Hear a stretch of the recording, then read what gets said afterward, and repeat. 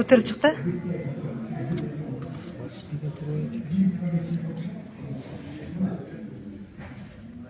Ана көтеріп шығышты.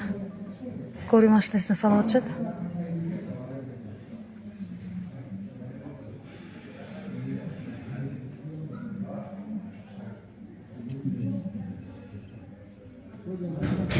Biriyle bana götürüp koydular.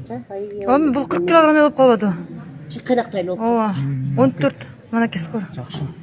Скорыймен алып кетіп жатыр. Skorimen alıp götürsek жақсы oldu.